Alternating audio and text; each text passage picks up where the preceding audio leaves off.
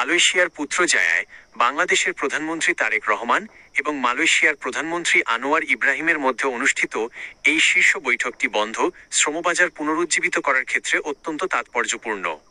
2024 সালের 31শে মে থেকে বাংলাদেশিদের জন্য মালয়েশিয়ার শ্রমবাজার বন্ধ থাকায় যে অচলাবস্থার সৃষ্টি হয়েছিল তা নিরসনেই মূলত এই আলোচনা।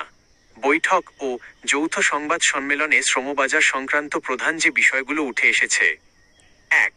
বন্ধ শ্রমবাজার দ্রুত চালুর আহ্বান। প্রধানমন্ত্রী তারেক রহমান মালয়েশিয়ার প্রধানমন্ত্রী আনোয়ার ইব্রাহিমকে বাংলাদেশি কর্মীদের জন্য বন্ধ থাকা শ্রমবাজার ও ভিসা প্রক্রিয়া যত দ্রুত সম্ভব পুনরায় চালু করার জোরালো আহ্বান জানান। একই সাথে মালয়েশিয়ার উন্নয়ন কর্মকাণ্ডে বাংলাদেশি শ্রমিকদের ভূমিকার কথা উল্লেখ করে আরও বেশি কর্মী নিয়োগের অনুরোধ করেন। 2. সিন্ডিকেট ও মধ্যস্বত্বভোগী নির্মূল।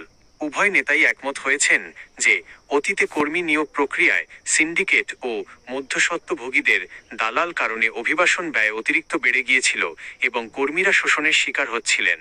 এবার পুরো প্রক্রিয়াকে সম্পূর্ণ স্বচ্ছ, নিয়মতান্ত্রিক ও সাশ্রয়ী করার ওপর জোর দেওয়া হয়েছে, যাতে কোনো থার্ড পার্টি সুবিধা নিতে না পারে। 3. কর্মীদের অধিকার ও শোষণমুক্ত পরিবেশ।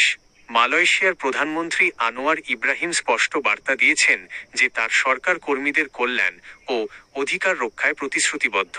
কোনো কর্মীকে যেন শোষণ বা অবহেলার শিকার হতে না হয় এবং নিয়োগ প্রক্রিয়াটি যেন একটি সুশাসিত কাঠামোর আওতায় আসে, সে বিষয়ে দুই দেশ যৌথভাবে কাজ করবে। 4. অনিয়মিত কর্মীদের আইনি সমাধান। বর্তমানে মালয়েশিয়ায় অবস্থানরত যেসব বাংলাদেশি কর্মী বিভিন্ন কারণে অনিয়মিত বা নথিপত্রহীন অবৈধ হয়ে পড়েছেন, তাদের সাধারণ ক্ষমার আওতায় বৈধ করা কিংবা ডিটেনশন সেন্টারে থাকা স্বদেশের নাগরিকদের আইনি প্রক্রিয়ায় সহায়তার বিষয়েও বৈঠকে আলোচনা হয়েছে। সারসংক্ষেপ: প্রধানমন্ত্রীর কার্যালয় পিএমও সূত্রের ইঙ্গিত অনুযায়ী এই সফরের মূল লক্ষ্যই ছিল মালয়েশিয়ার বাজারে বাংলাদেশের কর্মী পাঠানোর প্রক্রিয়াটি নিরাপদ ও কম খরচে পুনরায় চালু করা। দুই দেশের শীর্ষ নেতৃত্বের এই সমঝোতার ফলে খুব দ্রুতই মালয়েশিয়ার ভিসা ও শ্রমবাজার উন্মুক্ত হওয়ার ইতিবাচক সম্ভাবনা তৈরি হয়েছে।